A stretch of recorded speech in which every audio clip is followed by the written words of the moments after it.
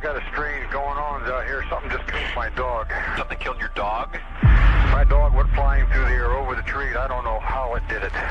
From baffling missing 411 cases that leave us questioning reality to the elusive and legendary creatures like Bigfoot, we are here to discuss it all. By God, if a hand come from the other side of that fence, grab this thing by the head and neck, just one-timed it.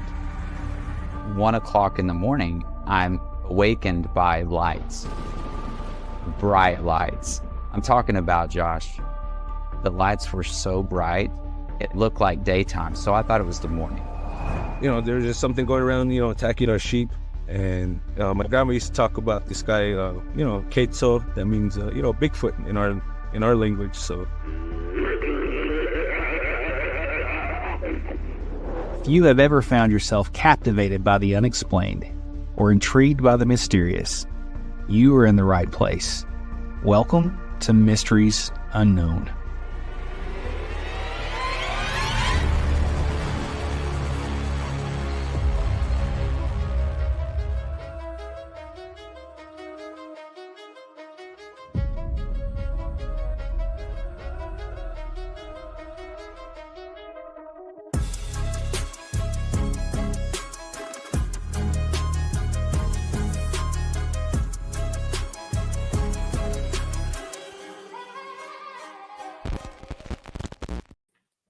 Everybody, welcome to another live show from Mysteries Unknown. Got a really good one for you guys tonight. We're going to be taking a deep dive into what is it, Daniel? Mogollon Monster. Mogollon Monster, guys. Daniel, I think, has like 14 pages of notes. We're going to be going about the backstory of this creature and deep diving into all of that. All things Bigfoot, cryptid related, some dogman encounters, some photo evidence as always, and just hanging out with everybody in the live chat tonight. So this is your very first time. Please let us know. Let us know where you guys are from. Let's shout out to all the members that are out there. Ashes to Antics, good to see you. Just all the Wade Fisher, Candy, good to see you. Everybody out there, just excited to chat with you guys tonight to get into this stuff. Really interesting topic, and we're going to have a great time. So Daniel, how are you, buddy? Brother, I am really, really good, man. You guys, good, I'm so happy to be here. I was kind of sad that we couldn't be with you guys last week. Josh was bleeding out of his eyes, and no, I'm just kidding. Me and my wife were both really sick, and I was like, I just can't do it. So we were both sick, and so we hated to cancel. We don't like to cancel any of these shows, but we're here tonight. That's what matters, and it's going to be a good one. Daniel, if you guys are the first time here, Daniel always does a great job of researching this stuff, and he is going to knock out of the park tonight. He's got a lot of stuff and information for everybody out there, so it's going to be a good one. I'm really excited to dive into this, man. So if you guys don't know, the Mogollon Monster is from Arizona. So here's a little bit of backstory on this creature. So it's a legendary cryptid said to inhabit the Mogollon Rim. It's a rugged stretch across central and eastern Arizona. It's often compared to Bigfoot. This creature has been reported for centuries with numerous eyewitness accounts describing a large, hairy, bipedal creature in the dense forest. It's approximately reported to be 7 to 8 foot tall, sometimes with claims up to 10 foot tall, glowing red eyes or sometimes yellow eyes, often seen at dark. And it has a very strange odor. So a lot of similarities, that's Arizona's Bigfoot, I guess is what a lot of people call that. But hey, William says, my wife and I visit the Mogollon Realm in Arizona on New Year's. That's awesome. Super cool. Well, we're excited to see everybody tonight and dive into this, man. So tell us a little about your research, man, about what all you've been able to find about this thing, man. Well, pretty much what you just read. But I pulled out some encounters going back as far as 1903. I didn't pull I don't think I pulled anything like super. Yeah, I did a couple in the 2010, 14, 2019. But you guys, some of these encounters are absolutely they're bonkers. They really are. When I was reading through them, I'm like, oh my gosh, I've heard It's gonna be whispers good. about this creature, but I definitely want to get out there and check out this area. I really, really do. Yeah, that would be fun, man. I mean, it'd be a really neat area to go check out and to explore, and then maybe do a documentary on this thing. That would be really awesome. But before we jump into any of that, guys, if you've watched the last several lives, we've been doing a giveaway that we're going to be doing. I think next week is when we're going to finally do the giveaway. But if you become a member tonight of the channel, I wear this hat a lot of the times. People always ask me about it. Got a brand new hat just like this one for you. If you are a member and you join $2.99 or above, or you're already a member, you get entered into the drawing. We're going to be giving that away, I believe, next week. So you don't want to miss out on that. A lot of cool perks, but yeah, just excited to get into this, man. And I appreciate you doing all the research, man, and taking a deep dive into this topic. But we're also going to be, as always, going over some evidence, some photos, audio clips, things like that. So thanks, man. Wade, we are feeling better. So just glad that is behind us. So, but I don't know, man. What do you think is the biggest thing that intrigues you about the monster compared to a lot of the other encounters we hear about? Well, I mean, the whole fact of the matter, it's in Arizona, and just looking at some pictures, and you know what, I should have sent you some aerial photos of this place. It's just like it seems like this oasis, all these woods, these forests, and then there's this giant, like all I can say is like a mountain that just pops up out in the middle of all this stuff. Wow. So it's pretty cool. And who was the one who his wife and him just visited over New Year's? That's I think that was Will. Yeah. He's actually been on the show before. He had an encounter. William Robertson. He had an encounter. I think from I want to say the Jonesboro area. I could be wrong. I don't remember, but yeah. But I mean, very cool. Yeah. So if Will, if you can kind of give us just a little bit, if I'm right on that, because again, I like I said, I always think about, correct. Mogollon is very different from the desert area, so it's pretty much just forest, but it seems like in the middle from the pictures that I've seen, like this giant mountain. I got a picture. I'm gonna I'll drop in there in a second. But it's not really to me, seeing the Cascades and the Olympics and the Rocky Mountains, this is not compared to that. To me, it's just like a rocky outcrop, that's gigantic. So, but almost like something you'd see in Arkansas, probably, like you'd see in Australia, like out in the middle. What's the name of that giant rock that's in Australia? Yeah. Man, you got me. I don't know. I don't know. But I thought you were just talking about, making fun of Arkansas because we don't have real mountains. So that's I thought that's what you were doing. Yeah. Well, either is Minnesota. Yeah, it's a sort of a plateau rising 2,000 feet. Yeah, that's a plateau. So here's a picture of it, guys. Like if you don't know what we're talking about, here's a picture. Oh, hang on. There we go.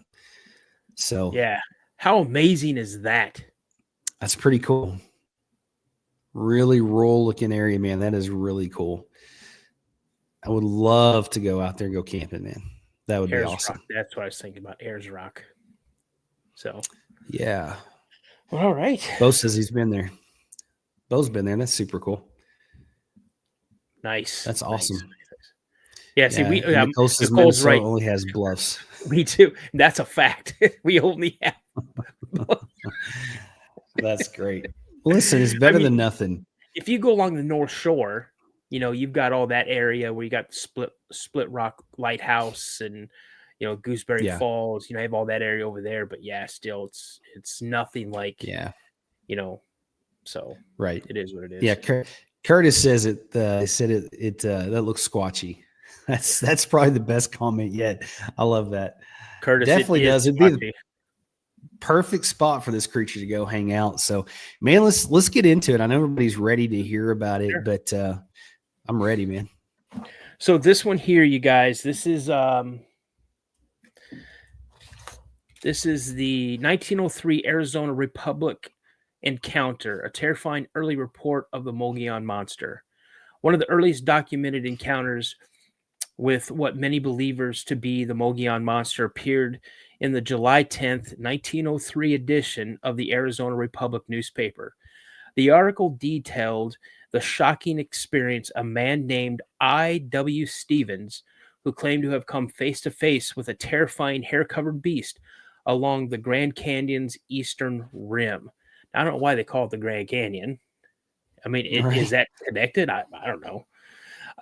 Stevens, a prospector traveling through the area in search of gold, reported seeing a massive ape-like creature drinking from the Colorado River he described as being over 7 feet tall, covered with long white hair, possessing clawed fingers and an incredibly powerful build, having a beastly semi-human face with fiery eyes.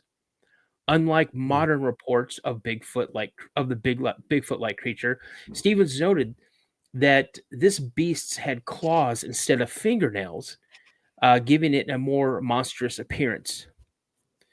As Stevens watched in shock, the creature became aware of the presence. It stood upright and let out an ear-piercing scream, displaying sharp, yellowed teeth. Fearing for his life, Stevens drew his rifle and aimed at the beast. Though he hesitated to fire, rather than attacking, the creature snarled and retreated into the wilderness, disappearing into the dense canyon. Though this encounter took place outside the Mogollon Rim, some researchers believe it could be an early sighting of the same species that has been reported in Arizona over the last century. Some key similarities of the modern Mogollon Monster include gigantic size, over 7 feet tall, ape-like features mixed with human characteristics, piercing, terrifying scream, the presence in remote, rugged wilderness area. However, the white fur and clawed hands described by Stevens make this particular sighting unique compared to modern reports. Some theorists suggest that this could have been an albino variation of the creature or possibly a different, now extinct cryptid. This 1903 account is one of the earliest written records of a possible Bigfoot-like creature in Arizona. Decades before Bigfoot entered the mainstream American folklore. While skeptics argue that Stevens may have embellished or mistaken a known animal, the detailed description and early date make this report stand out in the cryptid community. Was this creature Stevens encountered an early sighting of the Mogollon Monster, or was it something else entirely? Regardless, this chilling account remained one of Arizona's most fascinating cryptid encounters and adds weight to the legend of the Mogollon Monster. Man, that's really interesting, man. That's crazy.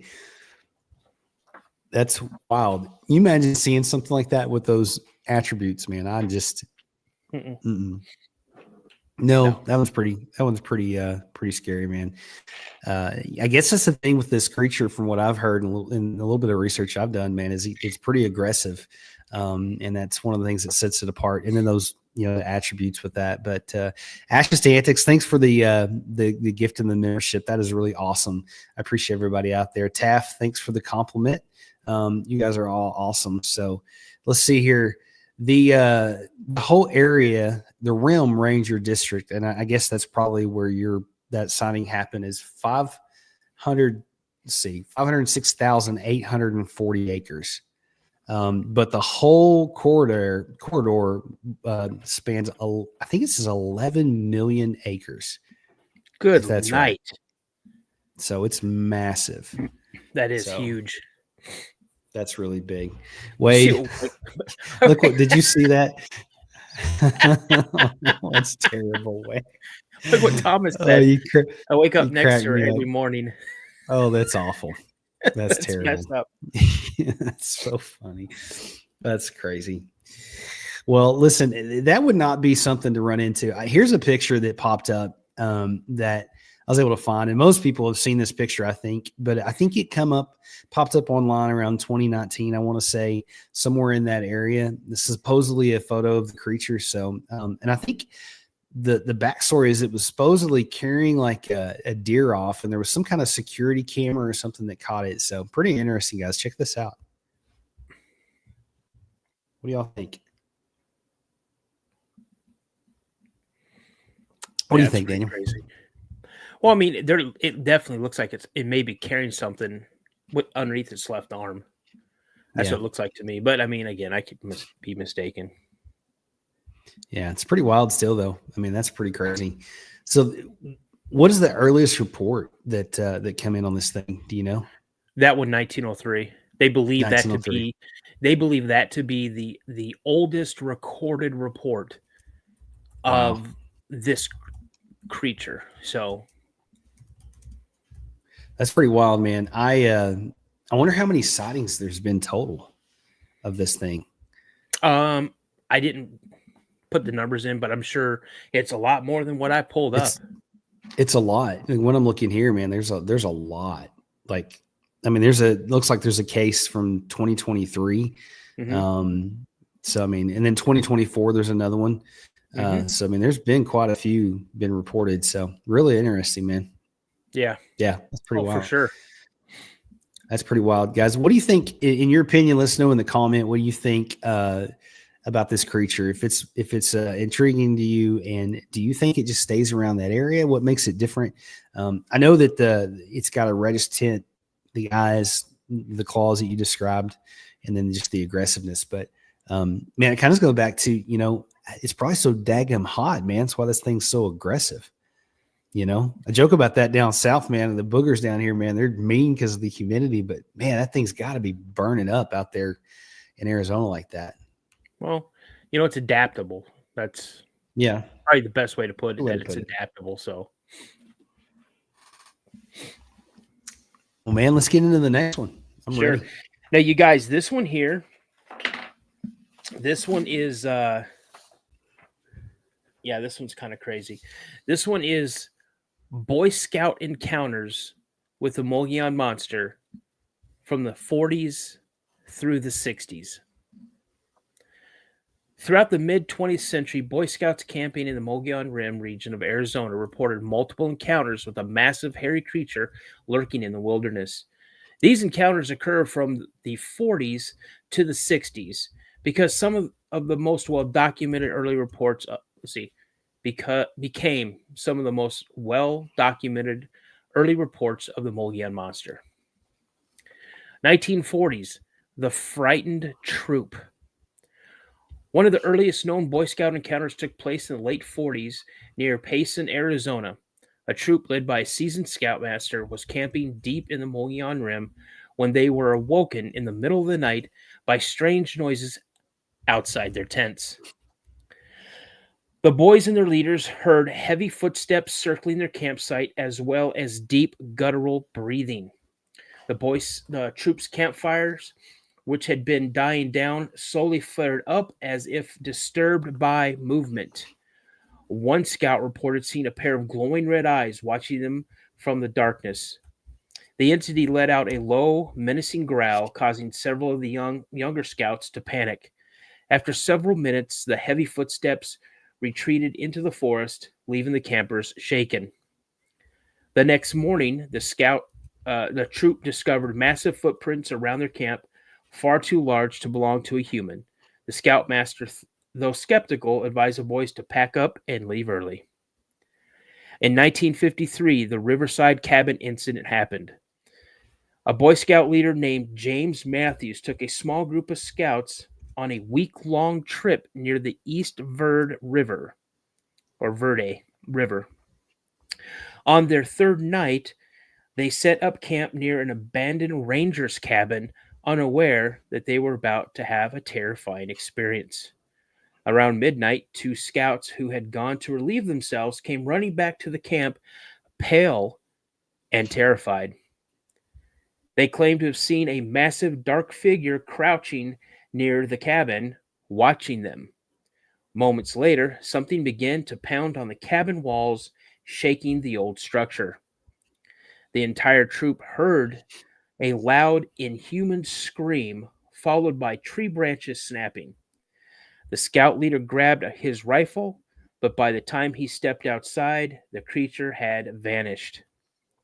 The next day, the scouts found large footprints in the dirt near the cabin and noticed that several tree branches had been forcibly broken as if something tall had moved through them. 1965, the violent rock throwing incident. By the 60s, the legend of the Mogollon Monster was growing. A scout leader in Arizona warned their troops to be cautious in certain remote areas. One such warning came too late for a group of scouts camping near Tonto Creek in 1965. Late at night, the boys were telling ghost stories when rocks suddenly began pelting their camp. At first, they assumed it was a prank from another group of campers, but the rocks were large and thrown with incredible force. One scout spotted a towering silhouette near the tree line, swaying side to side as if observing them. The creature let out a long, bone-chilling howl, sending the troops into a panic. The boys and their leader huddled in their tents until dawn, listening to occasional movements and strange vocalizations in the distance. The next morning, they found some enormous footprints and realized that several large stones had been placed in a circle near their campfire, something none of the boys had done. The analysis of the Boy Scout encounters were that these encounters shared common themes with modern Mogollon Monster reports. Large bipedal figures spotted at night, glowing or reflective red eyes observed, loud, terrifying vocalizations, growls, howls, and screams, footprints far too large to be human, discovered the next day, rock-throwing behavior, a trait commonly associated with Bigfoot. Many cryptids researchers believe that these incidents provide some of the strongest historical evidence of the Mogollon Monster's presence. If true, it suggests the creature had inhabited the Mogollon Rim region for at least a century, probably much longer. The Boy Scout encounters remain some of the most chilling and well-documented encounters with the Mogollon Monster. While skeptics argue that imagination and fear may have exaggerated these stories, the similarities between decades of reports cannot be ignored. Whew. That was intense, man.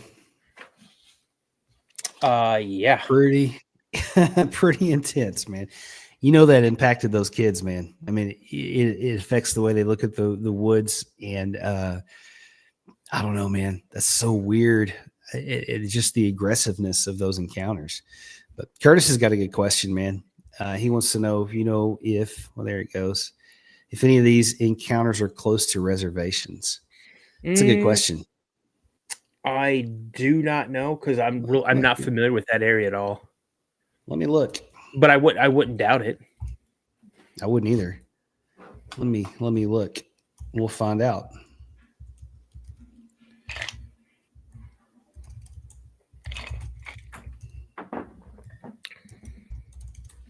If we can find out. You probably do a Google map. Yeah, that's what I'm not seeing anything pop up, but I wouldn't doubt it. I mean, I'm sure it's probably really close to quite a few reservations in that area, I would say. It's like it's really close to maybe an Apache reservation. So, yeah. Pretty interesting. Here's my thing. Like, do you think it's a group of them? I mean, it'd have to almost be. Yes. Because we don't really know the lifespan of these things, but I'm sure that there's more than one. Yeah. Yeah, William, you're right. He says that Apache reservations in central Arizona. And then Flat Rockland says that Navajo is just north of it. So just north. I mean, it very well could be. So yeah. Me and Flat Rockland had a conversation before the live. So we come from the same area. That's awesome, man. That's really cool. It's the thing about this. If this is your first live, You never know what you're going to get. We're always going to have a good time, but we really like to talk to everybody in the chat. The community here is really important to us. So, we like you guys being here. Let us know if this is your first time. We're going to be talking. Do what? T-Town, baby. T-Town, Tacoma. If you know, But, you know. I guess I don't know. But we're going to be talking about all things Bigfoot, cryptids. I got a couple of dogman encounters from Arizona for you guys tonight as well. Some photo evidence, some different things to go over, and just also if this is your first time, every Monday I drop a interview where I interview somebody about their encounters. You guys don't want to miss Monday's encounter. I've got a really, really scary dogman encounter for you from West Virginia, and then also a Bigfoot encounter from Florida. The gentleman that's coming on the show, great guy, very, very, very believable. You can tell this thing really impacted him. So you guys don't want to miss that. I dropped that at 11:30 Central. And while we're talking about that, Daniel, tell them about your channel. Oh, so I am the host of the Cryptid podcast. Thanks to Josh, I started that. And it's here on YouTube and it's on Spotify. If you would like to come on the show, share your encounter, shoot me an email at thecryptidpodcast72@gmail.com, thecryptidpodcast72@gmail.com. And I'm almost at 1,600 subscribers. So if anybody's new in here and like to check mine out, again, it's the Cryptid Podcast. And can I announce this? My new new membership? Yeah, dude. Absolutely, man. So I started a new membership on the Cryptid Podcast. It's only one level right now because I feel I don't have enough to offer you guys. So it's $2.99 to subscribe. And the benefit of subscribing, you will get a member-only exclusive Saturday release. So I'll be doing one of those once a month for you guys. And as it starts growing, the channel starts growing, I'll try to do other levels. And if I decide not to do other levels, I'll try to do something else, like do like a member-only exclusive giveaway. Any members get entered in for a drawing, and you can win that prize. So yeah, I guys, think if you like this channel, you'll love his. So I think one prize that I'm going to offer is like an all exclusive one-on-one day outing with me. So you can kind of see how I just lay around the house when I'm not doing this. And I thought you were going to say like a free trip to Cancun or something. I was like, well, there you go, man. Drink Mountain Dew and watch how how I use my massage gun on my knees because I'm old and my knees hurt. And no, I'm just kidding. Again, it's just the Saturday show, you guys. And again, just like you guys do for Josh, thank you so much for taking time out and just. Even if you watch a minute of any of my episodes, I appreciate you guys just jumping on there, giving me likes, shares, comments.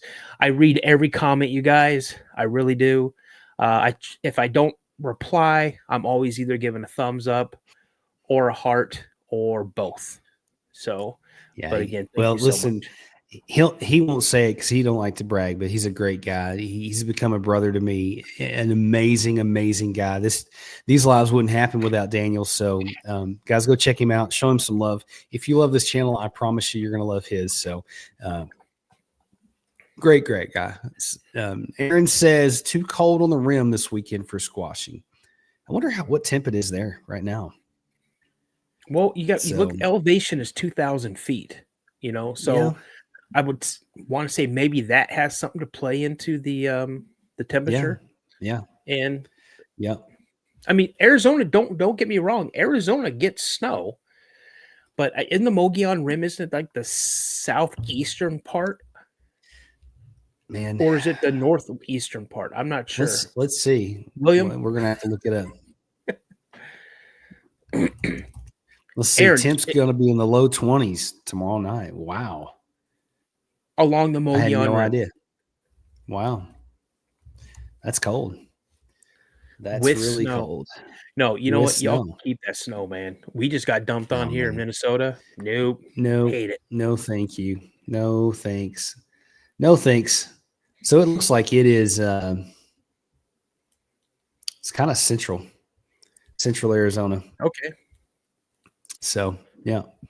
And it's not far from the Apache National Forest. And it's actually kind of close to Sedona in a way. So it's not far from Sedona, doesn't look like. But yeah, it's right on the rim there, man. Lots of greenery right there. You can see on the maps. Pretty interesting place, man. Would love to go there. So let's see. Frida says it's going to be about 70 degrees tomorrow in Arkansas. Arkansas is such a crazy place, man. The weather is just wild. You never know what you're going to get, man. Let's see here, you guys. And it sounds like this live, man. All this on Mysteries Unknown Lives. You don't know what you're going to get. You know, he's going to get a weather report, but man, listen, I've been showing this video, but I don't know if I'll show this one again or not. Let me pick a different video. So check this evidence out, guys. Check out this video. This is a video. I think it was from Alberta, Canada, if I remember correctly. And there's a dog that had a camera strapped to it. This guy was walking his dog, and you remember that one? There's the Bigfoot creature that walks out across the tracks. Check this out, guys. Let me know. Let us know what you think.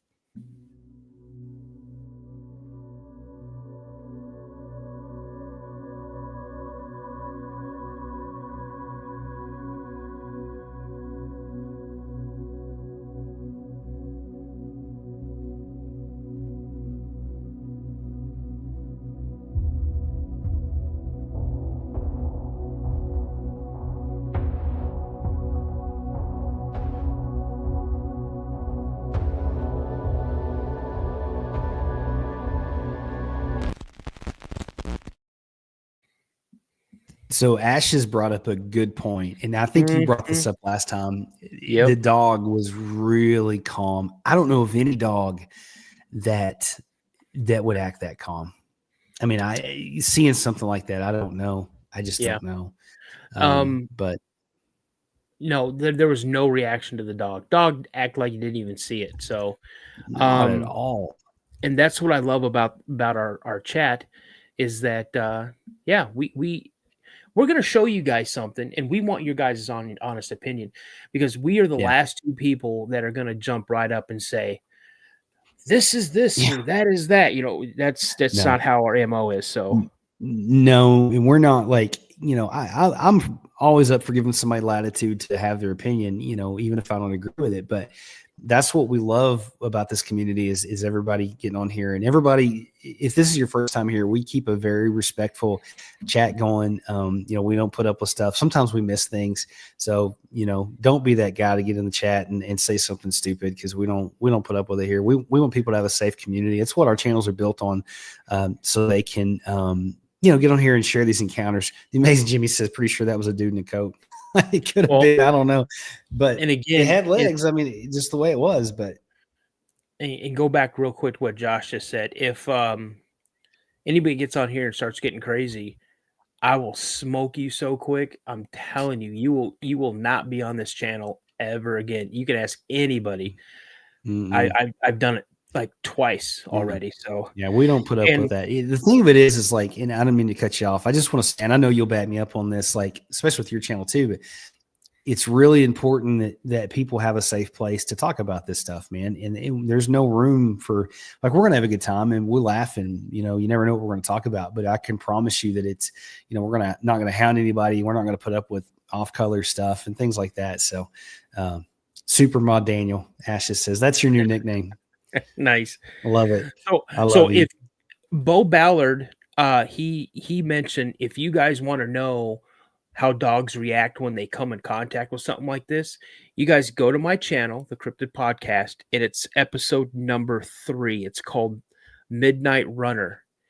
And Bo had a terrifying experience. Now he will be the first person to come out and tell you it was not a Sasquatch, because he never saw anything. But he was running some hunting dogs, some coon dogs, because they were coon hunting, him and his cousin. And I'm telling you, he said it sounded like a bulldozer coming through the forest after his dogs and how they Hmm. reacted. That to me, that's one of my favorite episodes.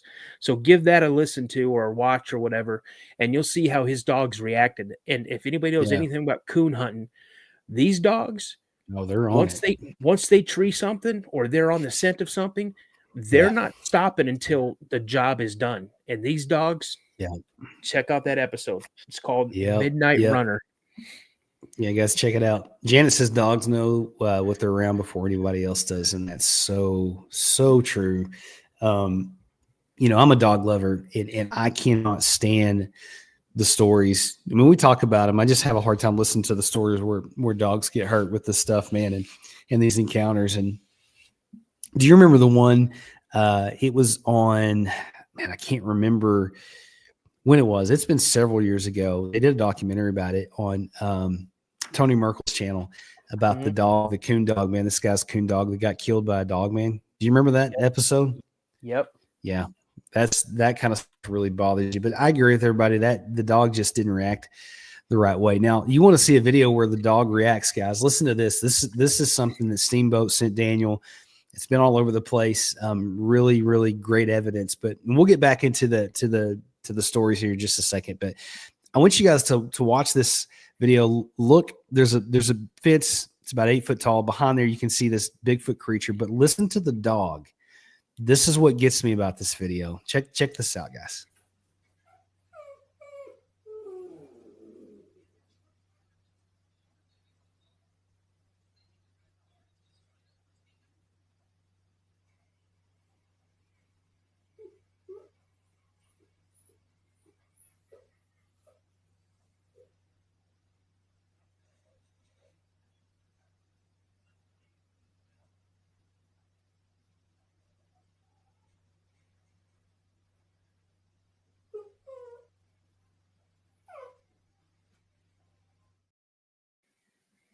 That dog knew. Crazy.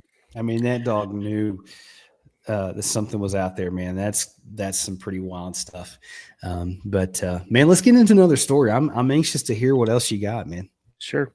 I know you got Real a lot quick, of stuff. Aaron, normally your coon dogs are not going to eat. What they do is they go there, they tree the raccoon, and your people who run the dogs, the hunters, they'll follow where the dog is because they'll hear him baying, and they have you could tell when a dog is on the scent of something, and then you can tell when a dog has treed something. And normally, you're out there hunting with a 410 or a 22, and they'll just hit it with a flashlight, and then they'll take it out of the tree, and then the dogs will jump on it, and then they'll just pick it up and put it in their sack or whatever, and then head on back to the house. So, Yeah. so here we I go. can tell you right now, though, there's no way you would ever catch me after hearing what I've heard and seeing what I've seen. I would never coon hunt, ever. Man, Foot Clan, where the red squatch grows. Come on, man. Who knows what? I'm picking up what you're dropping down, man. I know what you're talking about. Where the red fern grows. It's like my favorite book of all times. It's a good one. Hey, I gotta give a shout out And a real little quick. ant. I think I got to give a shout to somebody. I think this is my uncle in the chat tonight. So it's good to see you. If that's you, let me know. I don't know too many people that else it could be. So if that's you, it's really good to see you. Let's see here. Josh Chan made the channel on my Discord, so drop your guys. Thanks, man. I appreciate that very much. Poncho's good to see you. Everybody in the chat, if we've missed you tonight, just thanks for hanging out with us. Good to see all the familiar faces. Good to see all the members. Janet, good to see you. Wade, always good to see you. Greasebag McQueen, shout out for the hat, guys. Greasebag sent me this hat. I love this thing. I wear it all the time, Greasebag. So I really, really appreciate it. A few episodes back, man, when we had a special guest on the show. They were showing Harley. off their hats, and Harley. I just had one hat, so Greasebag said that's not right. So he sent me a whole bunch of hats. Don't even go get your hats, Daniel. Don't even go there. I knew he was going to do that. But anyways, guys, if you've got an encounter while he's doing that, I'm going to drop my email address. If you've got an encounter or you just want to send me an email, please send me an email at mysteriesunknownpodcast@gmail.com. I try my very best to get back to absolutely everybody, and it's just gotten where I get so many. Oh my gosh. Oh, He's taking things way too far. I don't know if we'll ever be able to pull the show back after this, guys. Where is the Sasquatch? Oh my gosh. That's great. That is so awesome. Steamboat, you just missed it, man. You just missed it. But I'll try to compose myself. But if you've got something you would like to send me, please email me at mysteriesunknownpodcast@gmail.com. We do these lives every single Thursday night at 8:30 Central. And we're always going to be talking about Bigfoot, cryptids, things like that. Sometimes we deep dive into a specific creature or an area like we are tonight. And that's what we're doing. You just made my whole week, Daniel. That was awesome. But anyways, that's great. I love that. That's awesome. Luke, I am Bigfoot. Did you see that comment? What one? Luke, I am Bigfoot. That's awesome. If you're a Star Wars fan, listen, okay, we'll get back into Bigfoot, but listen, drop a 1 if you're a Star Wars fan or a 2 if you're a Star Trek fan. Daniel says you can't be both. I'm convinced he's absolutely wrong, but yeah, because I'm both. But anyways, I am not you wrong. can be. Ashes to No, I'm Antics 1. Yeah, 1. Star Wars is now the old school Star Wars is Larry. 1 and 2. See, I told you you can be both, and that's great. Kimberly. That's awesome. No. That's awesome. Hey, we got a really cool comment. Let's see. Warmth the truth window. Love the show. You two guys seem like such good guys, and it keeps me coming back to watch. That's awesome. Yeah, we're just who you see is what you get. We are just two good old country boys that love to talk about Bigfoot. Both have had encounters. I've had 3 encounters. Daniel's had several encounters, and so we're not experts. We just love to come on here and talk about this stuff with you guys. So, but see, here's the difference between you and I on this. Yeah, I've had several. That? I've had several encounters. You've had 3 sightings. I've only had 1. Yeah, but I would say that yours was. I don't know if I saw mine longer than you did, but man, the way you described that sighting when you were a kid, that thing stood up like that, man. I don't know. William is not he's not a Star Trek or a Star Wars fan. What's the deal with that? He's a Stargate fan. Stargate fan, probably. Oh, that's awesome. Spaceballs. I'm a Spaceballs fan. Darth helmet. Funny. Yeah, that's I feel sorry for kids today. They'll never understand what it was like growing up when we did. We grew up in the best time. It was amazing. But all right, let's pull the show back together. Let's get back to what everybody's here for. Tell us. I know you got this other encounter, guys. If you're just popping on, what are we talking about, Daniel? Mogollon Monster. The Mogollon Monster from Arizona. So we got a couple more videos for you guys. We're going to drop evidence videos. We got some stories. Daniel's got like 14 pages of notes about this creature. I got a couple of dogman encounters we're going to be reading, so you don't want to miss it. So let's get into it, man. Okay, so this one's in the 70s. Okay, the 70s fisherman's encounter with the Mogollon Monster. In the summer of 1972, 2 fishermen named Tom Wallace and Rick Chambers embarked on a weekend trip to Woods Canyon Lake, a popular yet remote fishing spot within the Mogollon Rim in Arizona. What started out as a peaceful getaway soon turned into a terrifying face-to-face encounter with the legendary Mogollon Monster. Tom and Rick arrived at the lake in the early afternoon, setting up camp near the water's edge. As dusk settled, they noticed an unusual stillness. The typical sounds of the forest, like chirping birds and rustling leaves, had gone completely silent. While cooking their catch over the fire, the 2 men began to hear distant but heavy footsteps in the surrounding forest. Thinking it might be a bear, they grabbed their flashlights and shined them towards the tree line, but saw nothing. Around midnight, Tom woke to the sound of something large moving through their campsite. He quickly nudged Rick awake, and together they listened as deep, guttural breathing filled the air. When Rick peeked out of the tent, he froze in fear. Standing just beyond the firelight was a huge dark figure, easily over 7 feet tall, covered in long, shaggy hair. The creature swayed slightly from side to side, sniffing the air as if to analyze their scent. Suddenly, it let out a low growl, revealing what appeared to be large human-like teeth. Panicking, Rick grabbed a flare gun and fired it into the air. The flash of the light illuminated the creature, giving Tom his first clear look at the massive muscular frame and glowing red eyes.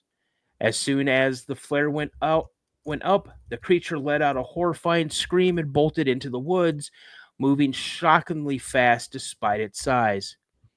The two men, terrified, too terrified to stay, packed up and left immediately, driving several miles down the road before stopping to catch their breaths. The next morning, a nearby camper who had stayed the night reported hearing strange howls and what sounded like large branches snapping around the same time Tom and Rick's encounter. When they returned days later to retrieve their foregone fishing gear, they discovered large footprints in the dirt measuring 16 inches long with a noticeable arch and 5 toes. Several broken branches about 8 feet off the ground, suggesting something tall had passed through the area. A foul, musky odor still lingered near their abandoned campsite. This 1972 encounter remains one of the most chilling Mogollon Monster reports ever recorded, reinforcing claims that a large, unidentified creature roams the Arizona wilderness. While some skeptics argue the men could have encountered a bear, Tom and Rick insisted that bears don't run on 2 legs, have human-like teeth, or move with such unnatural speed. You know what gets me is so many people write this stuff off as bears that just. I know. I mean, I'm sure people sometimes like, oh, they think it's a bear, whatever. But man, people know the difference between a bear and something that's bipedal or something like that. I mean, it doesn't make sense to me why people are so fast to write these things off like that. I don't get that, especially with the teeth and everything. So, Candy wanted to know: is the monster a bigger size and color than other Bigfoots in Ohio, Arkansas, etc.?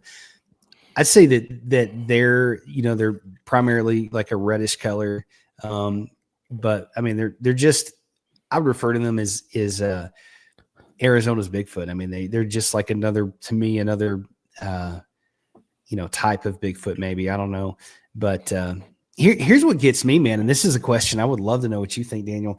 A lot of the encounters that we get sent, there's generally something similar with all of them. But then you do have ones like this where they have a specific type of teeth. Others seem to have like fangs. Some of them have a human type looking face. Some of them have more of an ape looking face. Do you think there's just different types, like species types? Is that kind of what you think's going on? I do. Yeah, I do. I mean, you have to think about it. Okay. Every single creature that has ever walked this earth, no 2 are exactly alike, with the exception of maybe identical twins. But then you have to look at an identical twin, and there's going to be something off from one to the other. Even though they may appear exactly the same, they may have some type of body characteristics that sets them apart from their twin. So there are no 2 people alike. Just like our fingerprints, there's no 2 fingerprints alike. Yeah. So I honestly believe that there are different. That's a good point. Like I think that there's different ones like that. I guess the thing for me, it gets me is like, human teeth are all human teeth. Ears are all ears, like whatever.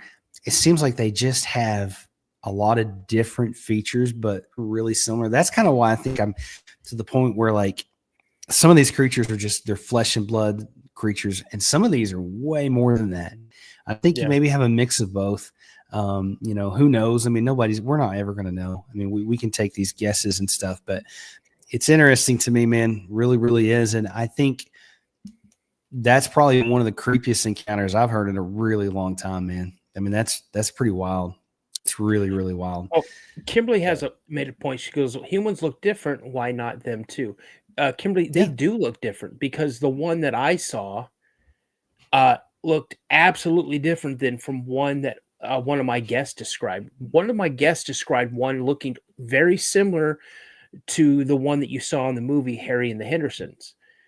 Now, with mine, the one I saw, she did not have a conical head, like so pronounced like Harry and Henderson did. Mine was very similar to what Patty looked like, to like body Mhm. shape and just her mass. She was Mhm. big like that. But what from what I can remember, what really stands out from the one that I saw was her upper lip. She had a very thin upper lip. That's in her Mhm. brow was a very pronounced brow, and her forehead kind of did slope back, but she did have hair that came, Wow. so That's the difference. Like with mine, man, mine looked like a linebacker, like times 4, massive, but I didn't get to see any features. This thing was backlit. The moon was back behind it. So I just saw the silhouette of this thing. It was massive. No eye shine. Eyes weren't glowing, anything like that. But it was the biggest thing I had ever seen. And I don't know. It's so strange, and every time I've seen these things, I've not been able to see super good detail. But I don't know, man. I think that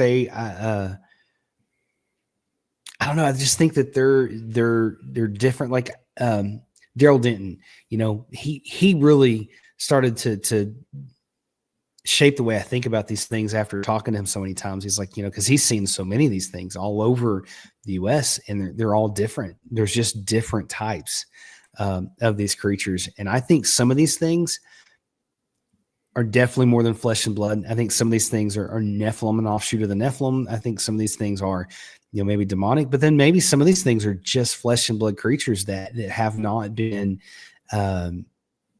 documented, caught, whatever. But I don't know that we'll ever know, man. But well, I definitely don't think that it's go ahead. No, go ahead.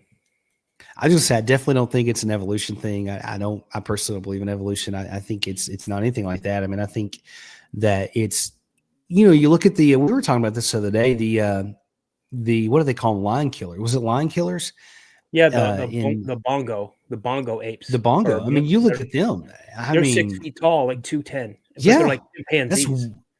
That's wild. Like, so, I mean, who's to say that some of these aren't just discovered, and some of these, man. And here's the thing, guys, like anybody watches this channel any amount of time, I don't hide my faith. It's super important to me. And I look at everything, and so does Daniel. We both look at things from a biblical perspective. But I think that there's just so much that we don't understand and cannot explain. But I think that Satan cannot create. Well, I know he can't create, but he can emulate. And if there are flesh and blood Bigfoot creatures, a fallen angel, they're shapeshifters. I know that sounds insane coming out of your mouth, but if they can change the way they appear and the way they look, which they absolutely can, why could they not take on this kind of form? Whatever. It's just something that it's just something I think, but we're never going to know. It's just an opinion, and it's something I love to talk about it. And matter of fact, guys, in the chat, let us know your opinions. We want to know what you guys think. So I love to hear everybody's thoughts and opinions and stuff. But all right, man, let's get back into these stories. I know we've kind of been all over the place, but well, I keep my views of creation and evolution quiet because I don't. I've been chastised for what I believe because I'm more of a practical thinker when it comes to things like that. So, but yeah. But I do believe in God, and He is the creator of all things. That's what I believe. Yes. So, yep. Okay, so you guys, so we've been talking about the Mogollon Monster, and and going back to 1903, but then also, Josh had just recently looked up, and there was actually sighting in 2024. 2024. Now, I came across this encounter, and this is what I find it. I want to get out here. I want to walk around this area. I'd like to spend a week out there just hiking and just checking things out with a video camera and things like that. The 1980s forest ranger sighting of the Mogollon Monster. Now, anybody who has anything going on within this community, going on within this genre of whatever you want to call it, you don't hear a lot of stories coming from state police, county sheriffs, park rangers. You don't hear a lot of them. And so this one I find pretty extraordinary. Okay, so in the summer of 1982, a seasoned forest ranger named Michael Hansen had a close encounter with what he later believed to be the Mogollon Monster while patrolling a remote section of the Mogollon Rim in Arizona. His experience, often cited by cryptid researchers, remains one of the most credible law enforcement-related sightings of the legendary creature. Now, here's the thing. The way and we're guilty of this tonight as well. There is more than one Mogollon Monster. There has to be. There has to be 10, 15, 20, 100. I don't know. So one of the Mogollon Monsters. Yeah. On a routine patrol, Michael had been working for the U.S. Forest Service for over a decade and was highly familiar with the rugged terrain. He was on a solo patrol near the Hell's Gate Wilderness, an area known for deep canyons and dense forests. Around 5:30 p.m., he noticed a strange musky odor similar to rotting meat mixed with wet dog, which he had never encountered before. Shortly after, he noticed a strange silence. Birds had stopped chirping, and the usual sounds of the forest were absent. As he rounded a bend in the trail, he spotted movement from about 100 yards ahead. At first, he thought it was a black bear, but he quickly realized it was walking upright on two legs. The figure was covered in dark brown matted hair, standing at an estimate 8 feet tall with massive broad shoulders. As he watched the creature stopped and turned its head looking directly at him, Michael described glowing amber eyes that reflected the evening light. The creature then let out a deep guttural growl, similar to a large predator warning call. It then grabbed a thick tree branch and twisted it effortlessly, breaking it with a loud snap. Fearing for his safety, Michael slowly reached for his service revolver, but the creature suddenly took 2 massive steps back into the tree line and disappeared. As soon as it left, the forest sounds gradually started to return, but the unsettling odor lingered for several minutes. The next day, Michael returned with 2 other rangers to investigate. They found several 18-inch footprints where the creature had stood. The twisted tree branch was still on the ground, showing clear signs of being snapped, not cut. Despite an extensive search, no further signs of the creature were found. Hansen, a skeptic before the encounter, became convinced he had seen something not yet recognized by science. He ruled out a bear, stating the creature's legs were too long and proportionate for a bear. It walked smoothly like a human, not awkwardly like a bear trying to walk upright. The eyes seemed intelligent, as if they were analyzing him. Though he rarely spoke about the event publicly, fellow rangers privately admitted to hearing several stories over the years. While some skeptics suggest Michael may have encountered a person in a ghillie suit or a misidentified animal, the massive size, glowing eyes, and tree-breaking behavior makes this unlikely. In 1982, Forest Ranger sighting remains one of the most compelling and credible Mogollon Monster encounters, especially given that a trained Forest Service Personnel rarely reported such things unless they truly believed them. Man, that is wild. That's the thing with this thing. There's always some kind of aggression behind these encounters with this creature, you know? I mean, I guess that's just its nature, but man, you know, I worked, you know, if you guys don't know, me and Daniel both have a law enforcement background, and he's military. And I've worked with some park rangers. You know, I went to the police academy with a group of rangers that, let's just say that they kept to themselves. They were very, very private. And they never would really talk to the rest of us. In you know, the city that I worked at for a big majority of my career, there was a park ranger station probably 2-3 miles outside of the city limits.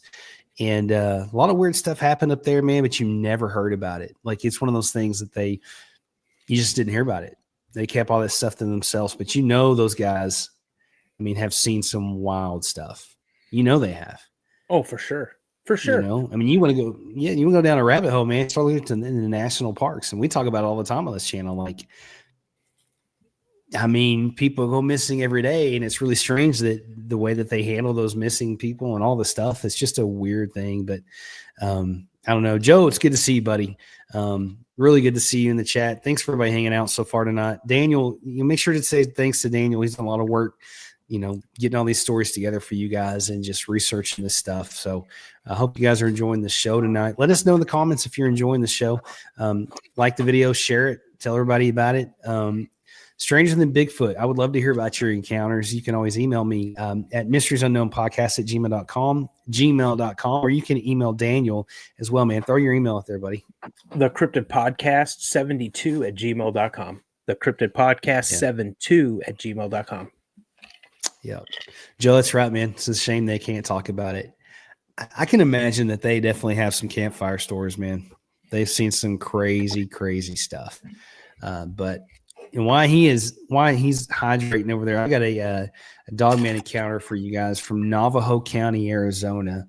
Now, I'm not sure how close this is to where the Mogollon Monster's at, but it says while scanning the valley floor for sheep a mile from my house, I noticed 2 loping figures intentionally.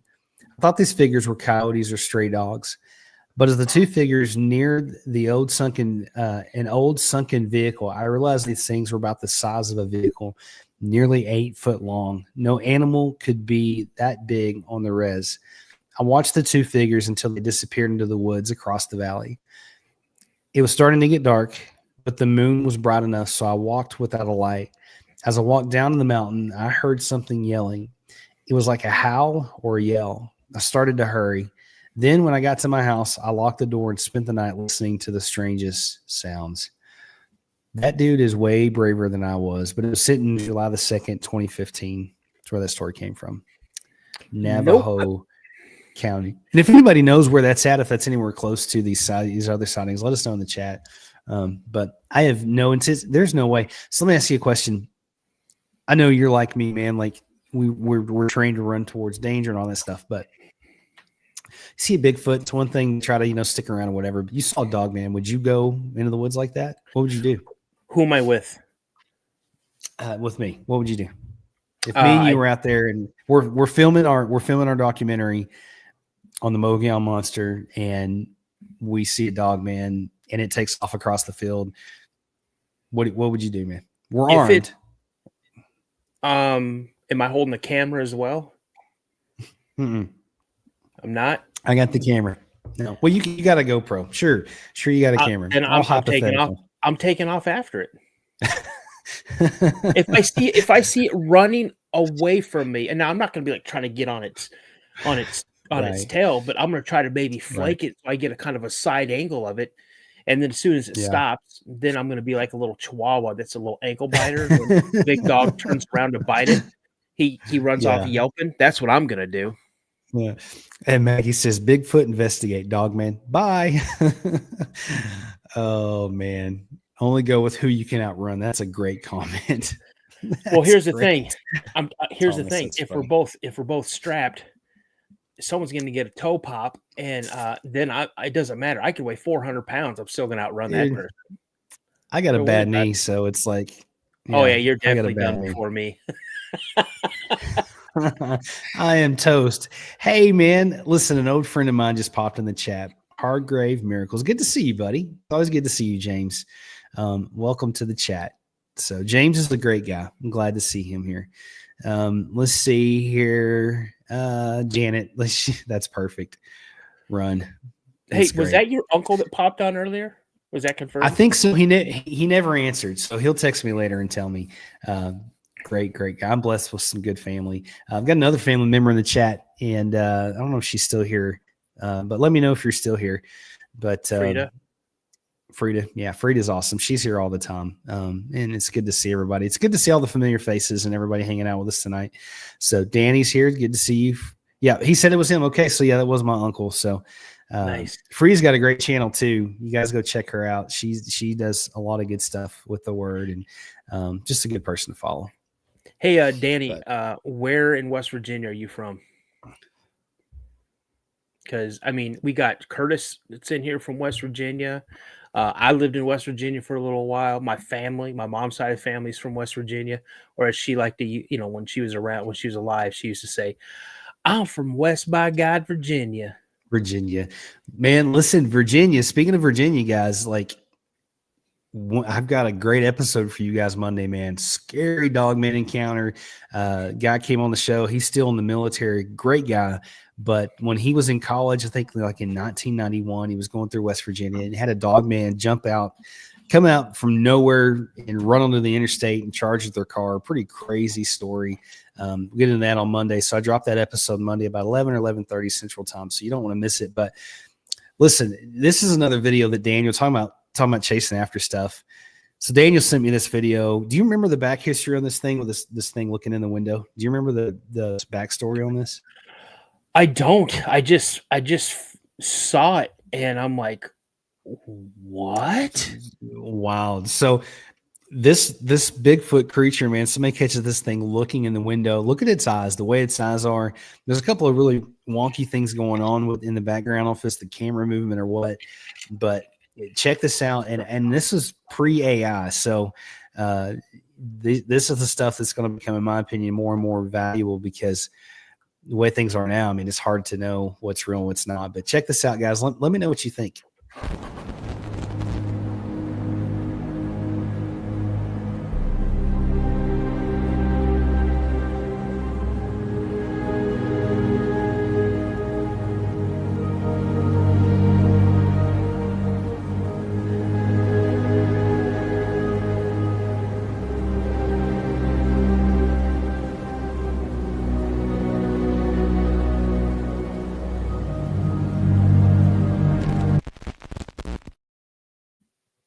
Dude, that gets me every time, man. Look behind you out your window.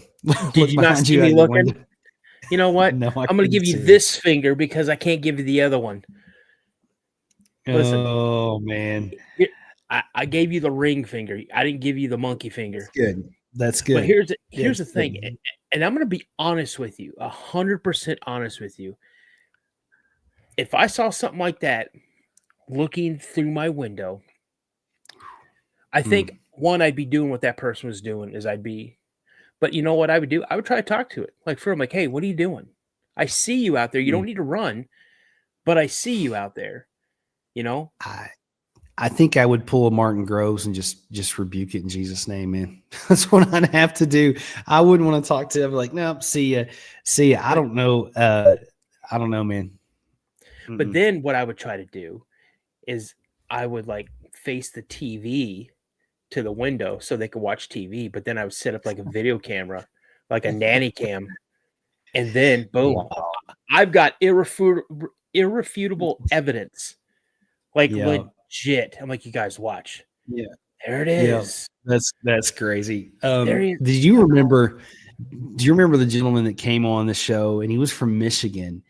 And I think you might have had him on your show. I don't remember, but he was at his house, man. He had a dogman encounter in Michigan and this thing crossed in front of his truck and he stopped and this thing followed him home like a week later. And he got a photo of this thing looking in the window at him.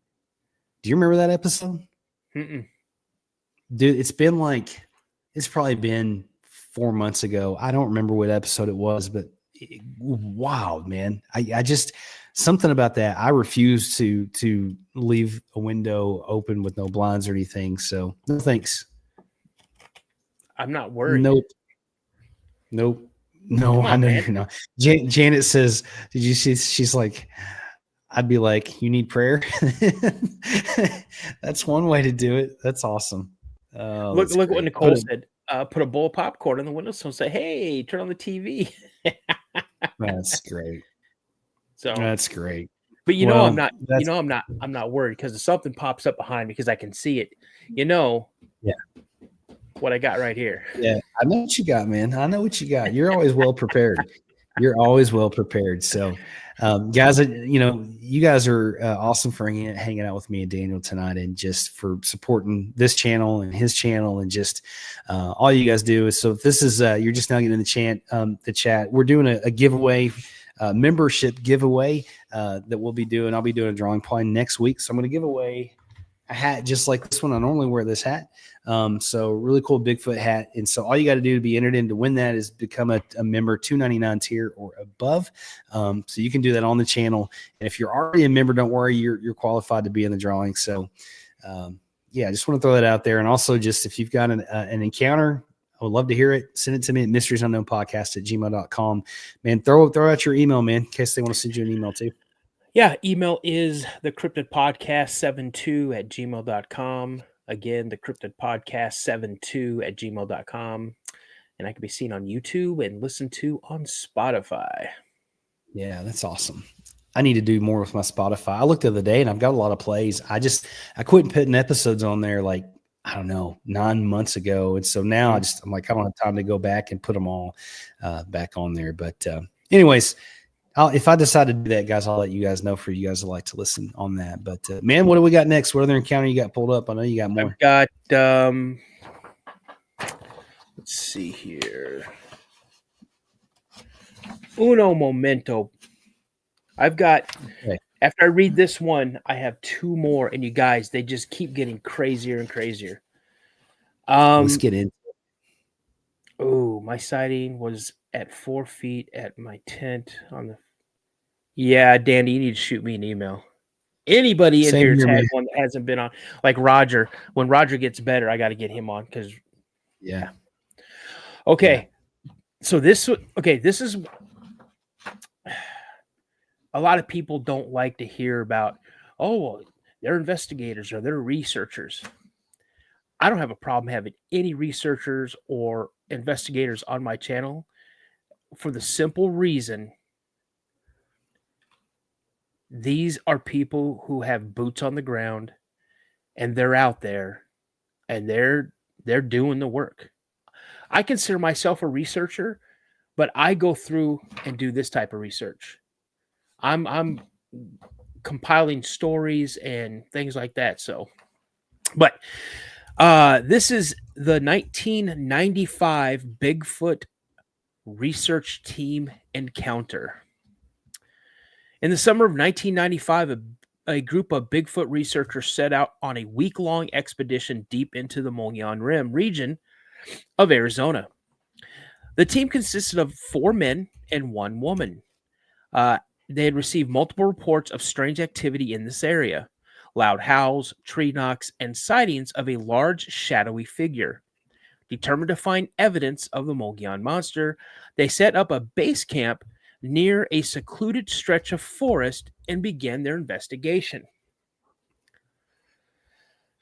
The first few nights were uneventful, but on the third night at around 1:30 a.m., they began hearing a series of deep, guttural howls echoing throughout the forest.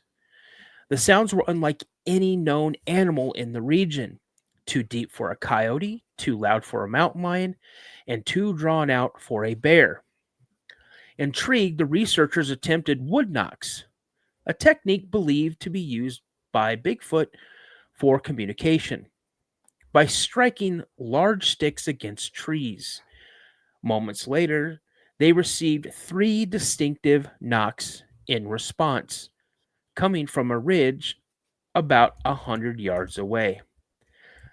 The team exchanged nervous glances. This was the first time they had received such a direct response. On the fifth night, two members of the group were walking back from the stream when they saw movement among the trees. One of them, using night vision scope, spotted a massive upright figure moving between the trees at a distance of about 50 yards. The creature appeared to be at least 8 feet tall, covered in dark fur, and walked with a slow, deliberate gait. The researcher whispered to his partner, "Did you see that?" Before he could respond, the figure turned its head towards them. For a brief moment, the researchers locked eyes with it. They described feeling an overwhelming sense of intelligence and even a strange feeling of dread, as if they were being warned to leave. The moment was broken when the creature bolted into the woods at an astonishing speed. The researchers were stunned. Something that size should not be able to move so quickly and silently. The thermal camera evidence. This determined to capture something tangible.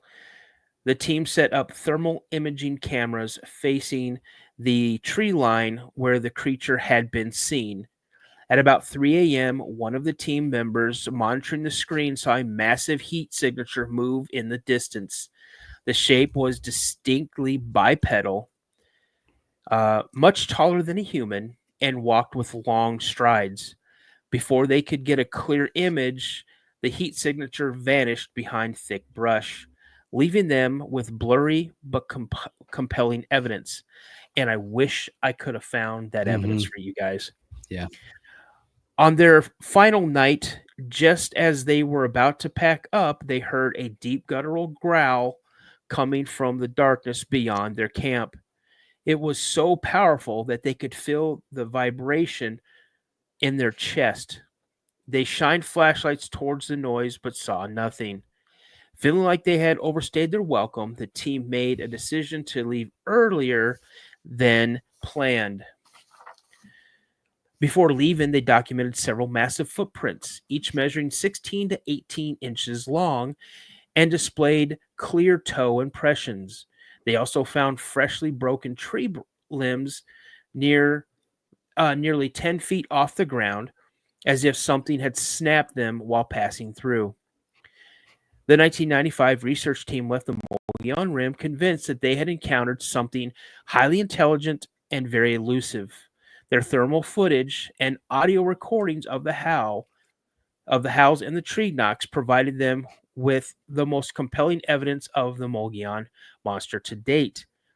Those skeptics again argue that there could have been a misidentified wildlife, the sheer size, behavior. I'm not even going to read that stuff, you guys, because we know what it is. You're going to have skeptics out there. Oh, you saw a bear. Oh, you saw a moose. Oh, you saw. Listen. Here's my thing. I want to see a skeptic that legitimately goes out. Now, there is one skeptic that I know of, and it's Renee from Finding Bigfoot that's gone out with Bobo and Cliff and Matt Moneymaker. When she goes and is skeptical about it, that's why I like seeing her go on to that team, because she has seen some things, and she's like, I'm not sure what that is, but I'm not ruling something out. She's willing to admit that, okay, this is definitely something, but so yeah. I think there's a difference between being a skeptic and then totally blowing off other people and what they've seen. You know what I mean? Like I don't mind a skeptic. It's just like, hey, don't discredit somebody for what they've seen. And I can tell you, the longer I sit in this chair and the longer you sit in yours, I'm sure you're like, you hear some wild stuff, but I wasn't there. And I try to give people that latitude, man, to be like, hey, we don't know, man. You don't know what's out there. And that's just, it's crazy. But I have to read this comment to you, man. It comes from one of the members. Ashes says, I'm walking my dog looking around for dog, man. That's the greatest thing ever. Sorry. Dude, that made me laugh. That's good stuff. Oh man, And Foot Clan put down pretty something. crazy. TV ruins everything. Dude, it does, man.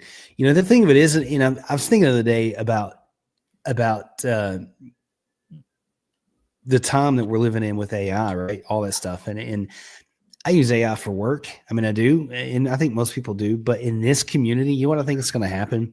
Because of the evidence that has been out there pre-AI, it's going to be way more valuable. And I think that people coming on and telling their firsthand encounters, the value for that is going to go way up. It's going to be less about video and photo evidence and more about people, you know, people's stuff. I mean, I really think that's going to be the way that it's just going to help and drive traffic, because people really want to know. And I think, you know, you can tell, I don't know about you, but you can tell when a guest is on the show and if they're there for the right reasons and they're really telling the truth or not. You know, that's one advantage that me and you both have, is we were paid to read people. That's what we did. Yep. You know, watch and observe, and you can tell. But, you know, we do our best to get those stories on here for you guys. But let's see here. Well, I'm going to tell you right now, you know, just the ability to read people, you know, because like I said, I was in the Air Force. My career field in the Air Force was security police. I got a chance to work with law enforcement. So I got a chance to see people and read people. But where that really helped me out the most was when I worked for the Tennessee Department of Corrections. And so, you know, working with people who legitimately want to kill you on a daily basis and has nothing but opportunity to do it. You know, you learn how to read body language real quick. You learn how to read Super people's fast. facial expressions. And I'll tell you right now, there's been many, many, many a times where I've seen, just walking onto a pod or a unit and seen an inmate across the pod, and he's looking at me and he's just giving me, or his body language of how he's standing or how he's walking around. You know, then I'm like, okay, you know, hey, inmate so-and-so, you need to catch your door, man. You're getting locked in tonight. But why? Yep. It's a God-given thing, man. I think that he gives you, and this is a skill set you just develop. And, you know, I mean, and man, I'm glad you're here. I'm glad you had that. I'm glad that God instilled that in you. Glad he instilled that in me. And guys, I will say this, man, if you are a service member, if you're a police officer, corrections officers, first responder, you know, those things, man, we have the utmost respect for you. You're always welcome on this channel. You know, we are all about faith, Bigfoot, you know, service. Those things are very important to me and Daniel both. So, yeah, I know tonight's show's been a little bit different, and we've been all over the place, but I hope you guys have enjoyed it. Greg, it's good to see you, buddy. So let's see here, man. So you said that those stories keep getting wilder and wilder, man. We got to hear another one. So, all right. This one happened in 2003. It's called Hunter's Close Call. In the fall of 2003, an experienced hunter who wishes to remain anonymous set out on a solo hunting trip deep within the Mogollon Rim region in Arizona. He was tracking elk in a remote, densely wooded area when he began to feel uneasy. Initially, he chalked it up as being alone in the wilderness, but soon an overwhelming sense of dread set in. As he continued to move through the thick brush, he noticed a powerful rotting odor filling the air. The smell was so strong and unnatural that he instinctively stopped and scanned the area. He had encountered dead animals in the wild before, but this scent was different. Like a mix of decaying flesh and something else, but he just couldn't quite place it. Moments later, he heard deep, heavy breathing behind him. His instincts kicked in, and he turned slowly, expecting to see a bear or a mountain lion. But instead, standing 20 feet away, was a massive, upright figure covered in dark, brownish black hair. The hunter estimated the creature to stand at least 8 to 9 feet tall, with broad shoulders, long arms that hung past his knees. Its face was partially obstructed by hair, but he could make out deep-set eyes, a pronounced brow ridge, with a wide, flat nose. The most striking detail, however, was the intensity of its gaze, a piercing, almost intelligent stare that sent chills down his spine. The creature let out a low, guttural grunt and took a step forward.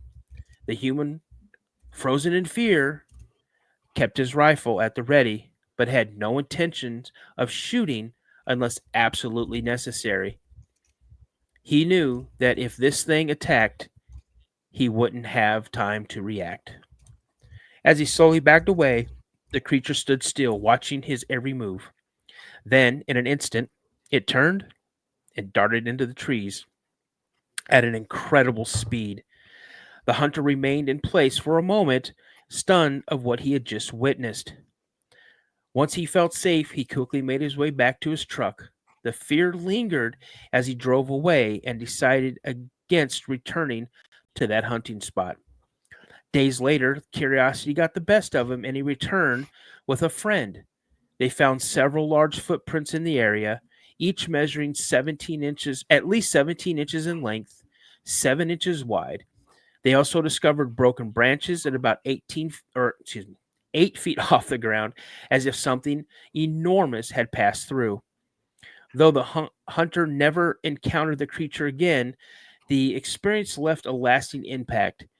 He was certain that what he had seen was not a bear or any known animal, and that something large and unknown still roams the depths of the Mogollon Rim. I'm telling you, they get crazier with each one. They do. Dude, you want to hear something crazy? Look at that comment. Keep it up. Keep the great work, Josh. Stop by and say hello. Shut up. Wes, are you still on here, brother? Yeah. That is awesome, Dude, man. Wes, thanks for the comment. Man, brother, I sent you an email.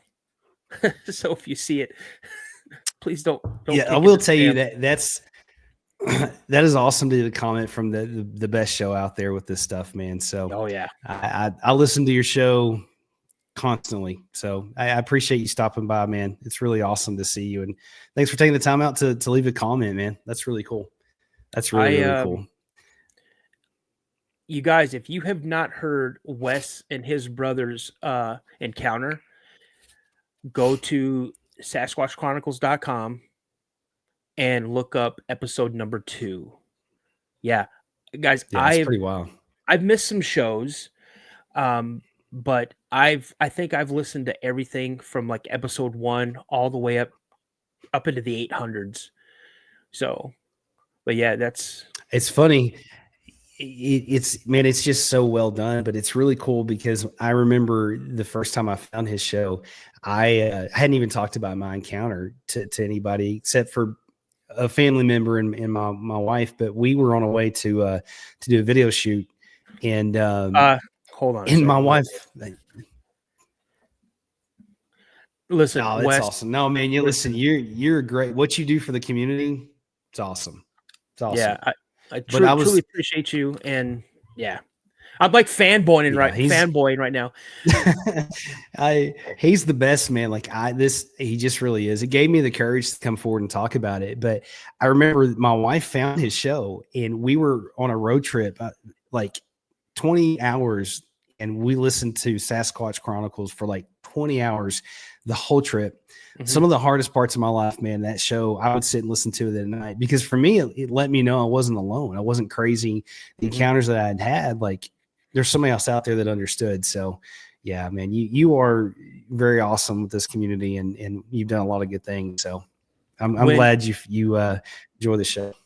When I went on his show, and again, I found his, I just, one night I ran down a rabbit hole on YouTube, and I found the YouTube channel, and he gave his email address, and I go, you know what? And after I listened to a couple of them, I sent him an email and said, hey, this is like 30 years. I haven't said anything about this. I tried to a few times only to get laughed at and ridiculed.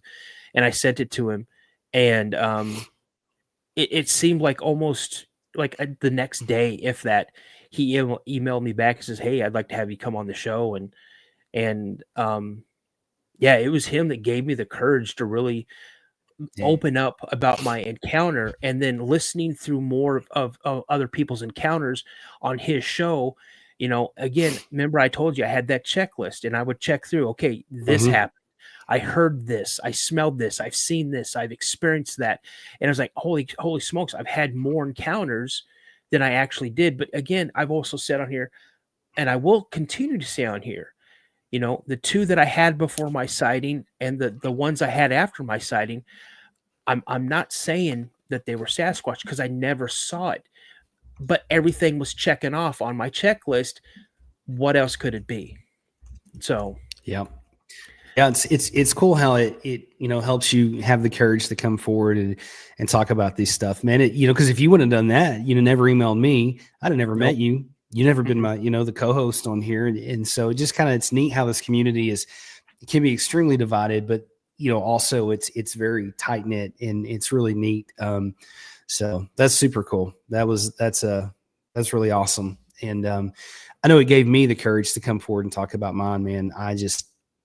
I went on his show and I shared mine. It's been like a year ago, dude. I was so nervous. I remembered so much since then, but anyways, man, it's, that's the thing, like with this channel, and I know with yours, it's really important to me that people have a safe place to come on here and to share those encounters. And that's why I've worked so hard to do that, to keep that, and I know you have, but yeah, man, and it was because of my episode. And you guys, if my episode on Wes's on Sasquatch Chronicles is a members only show, and it's episode 484. But it was funny because I heard him and Tony Merkel, because Tony Merkel would come on like in the intro, before my encounter, and that's how I got introduced to Tony Merkel. And you guys, yeah, some of my encounters are scary. A lot of people hear them, they're like, holy smokes. My paranormal encounters are way more scarier, I think, in some instances than my Sasquatch ones. And I was able to share a lot of those that I've never shared with anybody because of Tony Merkel, and because of how he made me feel safe when I went on his show, and it was okay to talk about this. I feel that helped me progress as a person, because I felt like I had all this stress and pressure on my chest, that I was able to, and that's what Wes did, and that's what Wes does, so yeah. And that's what I hope we do for you guys. Yeah, and that's what we're trying to do. I mean, the thing I remember what it was like the first time I shared my encounter, and it was a family member, and they looked at me like I was crazy. And I just remember that feeling of like, man, I never want to feel this way again. And it makes me think, how many encounters are people sitting on and they just don't want to come forward because they don't feel like they're, they can, or there's not a safe place or whatever. I get emails all the time like, hey, I want to come on your show. I'm just really scared of the ridicule or what's going to happen. And that's why, man, like I do my due diligence to get in the comments, and I read everybody's comments, and I try to get in there and just try to, make it a safe place for everybody. But it's a wild world, and I think more people need to know about these things, that these things are out there. But man, I know you got another encounter. So I'm ready. I got two more, you guys, and here we go. This one's 2014. It is called Hiker's Encounter with a Mogollon Monster. So in August of 2014, an avid hiker named Eric Simmons, a pseudonym, okay, so again, he wants to protect his identity, set out on a solo backpacking trip deep in the Mogollon Rim region of Arizona. An experienced outdoorsman, Eric had hiked the area multiple times without incident. But this trip would be unlike any other. Eric planned to hike the 20-mile loop over 3 days, camping at various sites along the way. On his first evening, as the sun dipped below the horizon, he began hearing strange knocking sounds echoing throughout the forest. At first, he dismissed them as falling branches or woodpeckers, but as the knocks continued in rhythmic patterns, he began to feel uneasy. Later that night, while lying in his tent, he heard heavy footsteps circling his campsite. Assuming it was a bear, he stayed still and listened. But something was off. The steps were slow, deliberate, and bipedal. Eric held his breath as the footsteps stopped just outside his tent. Then he heard a deep, guttural breathing, almost like a groan or a growl, before the unseen visitor moved away into the darkness. The next day, Eric pressed on, but he couldn't shake the feeling that he was being watched. Every so often, he would catch a glimpse of dark shapes, moving between the trees, but when he turned to look, nothing was there. By late afternoon, as he stopped for water near a small creek, he noticed something watching him from the opposite side of the ravine. Two glowing amber colored eyes peered through the foliage. The figure was too far away to make out any details, but it was tall and motionless, observing him in a complete silence. Eric felt a chill run down his spine. He quickly packed his things up and moved on. That night, Eric camped in a densely wooded area, hoping the thick brush would provide some cover. As he settled in, the forest grew eerily silent. No crickets, no distant animal calls, just oppressive, unnatural stillness. Then around midnight, he was jolted awake by the sound of something enormous crashing through the trees.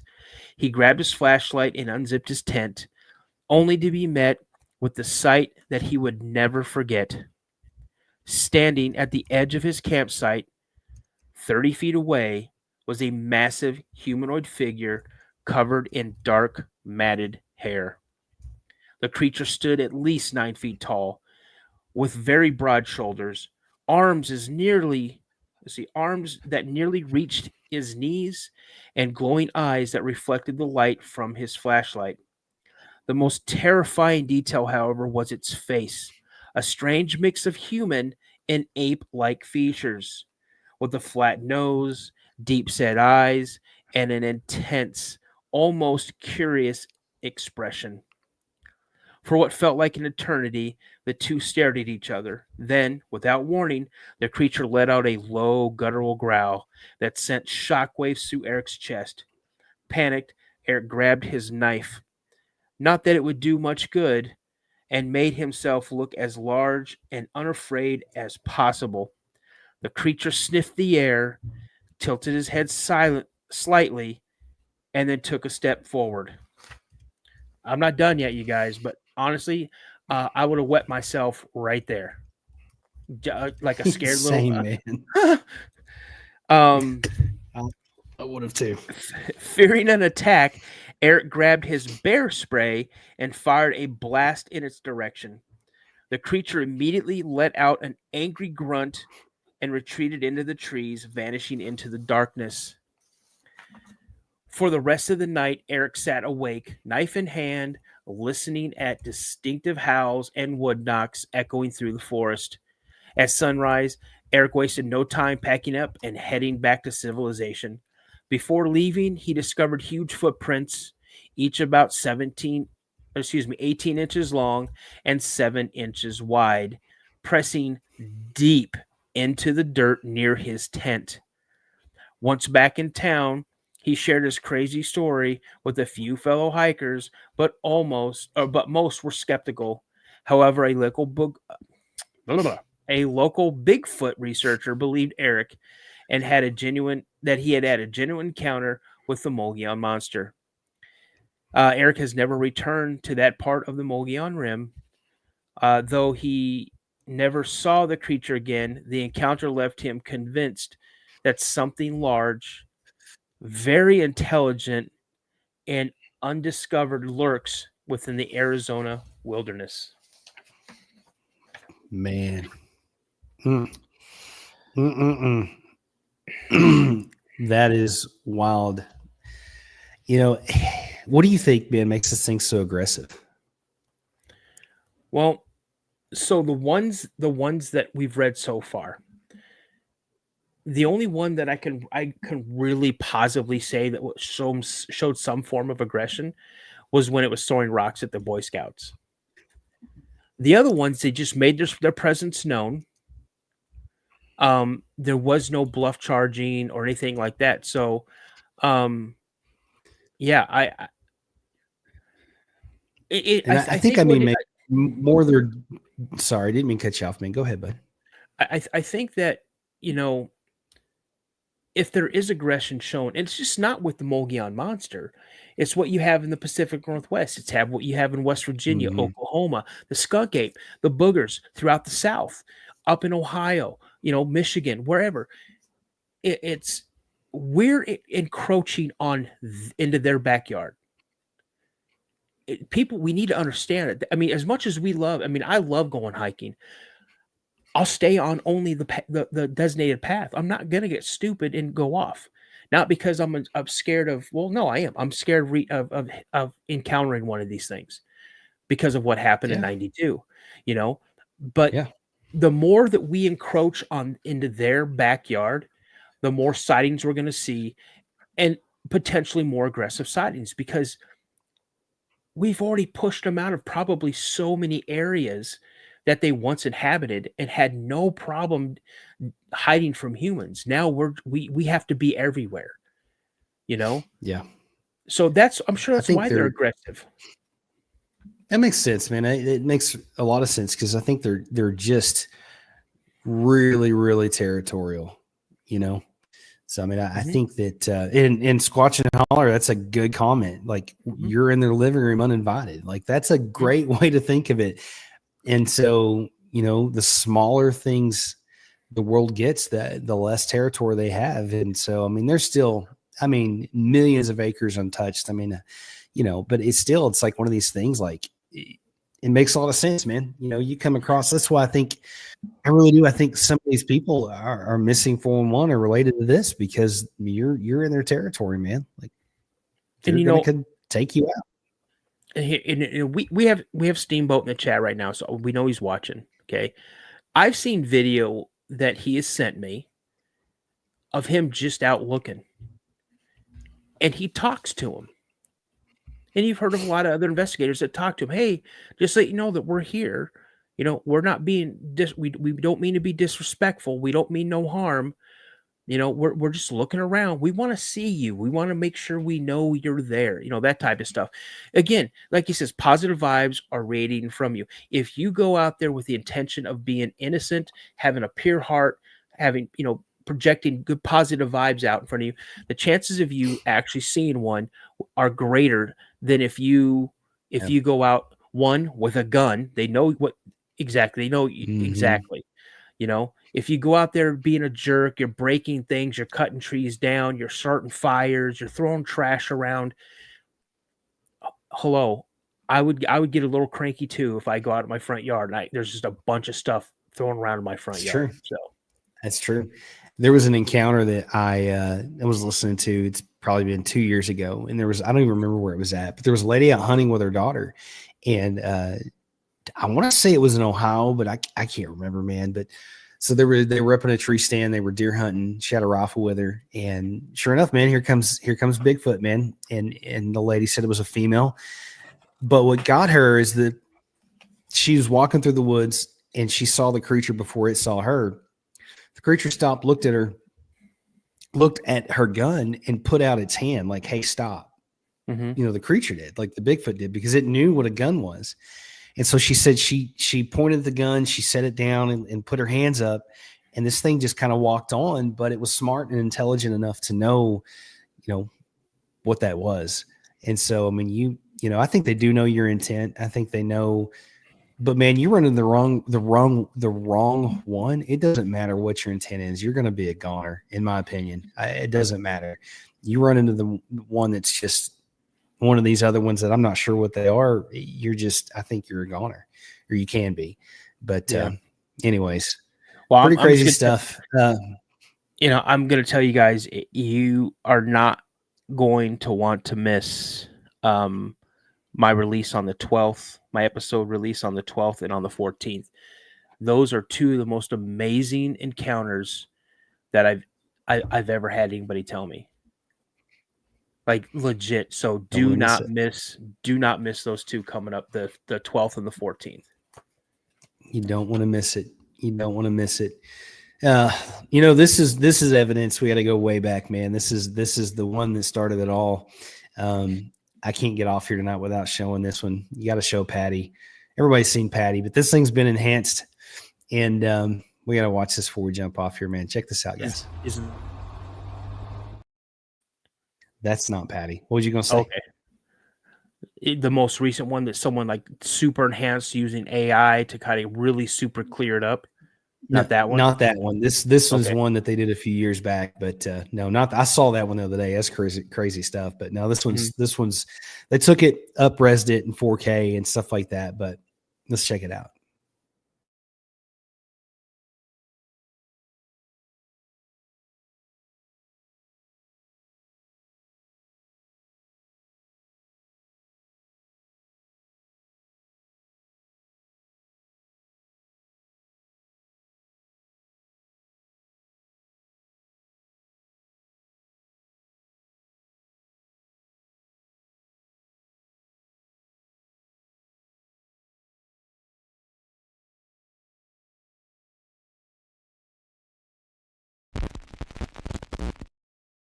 That is not somebody in a suit. You could see its quads and its hamstrings moving with each stride. Yeah. That's and its glutes. You can see her glutes moving as well. It's crazy. It's nuts. Yeah, there's no way that's somebody in a suit. But yeah, Flat Rock, you're right. There's no way that that's a suit. I don't know. It's Martin in a suit. Oh, that's hilarious, man. Like you see some evidence and you're like, that could be Patty's one of those things. It's like, that's some pretty solid evidence, man. I've seen a lot of stuff, but you can really tell that was some pretty good stuff. But guys, man, we before we jump off here tonight, and I just want to again thanks Daniel for doing all that research and coming up with all that really incredible stories and all this stuff. But how long is it? Like a page and a quarter. I can read it pretty quick. Let's do it. Let's jump into this story before we get off here, man. Go for it, brother. Cool. This is 2019 trail cam footage. And again, I looked for the footage. I couldn't find it. Possible evidence of the Mogollon Monster. October 2019, a hunter named Mark Hansen set up a multiple motion-activated trail cameras deep within the Mogollon Rim region of Arizona. His goal was to track elk and deer migration patterns, but what he captured instead left cryptid researchers stunned. Mark had been hunting in the Mogollon Rim for over a decade and had often heard strange whooping calls, wood knocks, and heavy footfalls in the woods, but he never gave them much thought. However, after speaking with fellow hunters who claimed to have seen something large and upright moving within the trees, Mark decided to place several trail cams along a remote game trail. He left them running for 3 weeks before returning to collect the SD cards. What he found on one of the cameras would make headlines in the cryptid community. Among hundreds of images of elk and deer, even a black bear, Mark discovered a series of 3 consecutive images taken in the early morning hours of October 21st, 2019 at 3:14 a.m. In the first image, the camera captured an obscured figure stepping into frame. The creature was partially hidden behind a tree, but its outline suggested that it was massive and bipedal. Its arms appeared long and thick and had dark, matted hair covering its body. The second image taken later showed the figure mid-stride moving across the trail. This was the most compelling shot. The creature's full upper body was visible, revealing a broad, muscular torso, hunched shoulders, and an elongated head. Its right arm swung forward as its fingers appeared unnaturally long. The third image, the figure was disappearing, into the forest, but a noticeably eye shine was visible, reflecting the infrared flash of the camera. The height comparison with a nearby tree suggested the creature stood at least 8 to 9 feet tall. Mark immediately shared the images with local Bigfoot research group, who concluded an on-site investigation. They noted that no visible clothing or equipment ruled out a human hiker. No known animal in the region matched the size and build of the figure. The length of the stride was estimated to be over 4 feet, which is far greater than a typical human stride. Nearby, they discovered massive footprints, 17 inches in length, 7 inches in width, deep depressions in the forest floor. Skeptics suggest that the image might be a misidentified bear. Okay, that's dumb. I hate that. After posting the images online, they quickly gained traction in cryptid communities, with many calling them the most compelling visual evidence of the Mogollon Monster. Others remain skeptical, of course. Regardless of opinions, Mark has continued to monitor the area, though he is yet to capture another similar image. In 2019, trail cam footage remains one of the most intriguing pieces of possible evidence of the existence of the Mogollon Monster. While inconclusive, it adds to the growing number of sightings and encounters in this Arizona wilderness. The common characteristics reported in all these encounters are estimated between 7 and 10 feet tall, covered in dark brown or black or reddish hair, often described as having a strong pungent smell similar to rotting meat or a skunk, hearing high-pitched screams, deep growls, or guttural howls. Some of the behavior observed, but they generally avoid humans, occasionally aggressive or territorial, and any physical evidence found is normally large human-like tracks and often measuring between 15 and 18 inches long. That's it. It's pretty crazy, man. This creature has definitely got some of the strangest and really, it's a weird word to use, but really good encounters. Like, I mean, they're just great information there, and it's such an interesting topic. I'd never heard of that creature until you brought it to my top, told me about it. So it was really interesting, man. So thanks for getting the information together, guys. Thanks for hanging out with me and Daniel tonight. Every Thursday, if you like this, every single Thursday at 8:30 Central Time, we do these lives. We always talk about cryptids, Bigfoot stories, dogman encounters. We do a lot of dogman stuff. And then every once in a while we bring on a special guest who comes on the show and shares their encounters. We're talking about doing something where we bring on people that have been on either one of our shows, and you guys can ask them questions from the episodes. So we got a lot of cool stuff that's coming. Make sure to check out Daniel's channel, which is The Cryptid Podcast. And can I plug a couple of things real quick? Go for it, man. And this is all Central Time, by the way, guys. And then on the 12th, I will be on Mr. Doug Highcheck's show, Untold Radio AM or Untold Radio Network at 7:30 p.m. Also, look for my next episode release dropping. It's Greg Olson's encounter, and that's going to be tomorrow about 1 p.m. So awesome. Guys, we couldn't do the show without y'all. We just couldn't do it. It would be impossible to do. And, if you're sitting on an encounter, when you'd love to come on, or if you would just love to have it read on one of the lives, would love to hear from you. Please send me an email at mysteriesunknownpodcast@gmail.com. We were very fortunate to sit here and to talk about these things and to just build this community that we're building and talk about this stuff. It's very, I don't know. It's just a lot of fun and we really enjoy it, but, look, Monday, I've got an episode dropping, a really crazy dogman encounter and also a Bigfoot encounter. So glad that everybody enjoys the shows and hanging out with us tonight. I hope you enjoyed that. As always, guys, I'm not going to be able to get off here without saying it. It's the most important thing we can do. And if we missed you in the chat before we jump off here, I just want to say thanks for commenting, letting us know where you guys are from, hanging out with us. But it's always a blast hanging out with everybody. And the most important thing you can do, guys, stay prayed up. We'll see you in the next episode.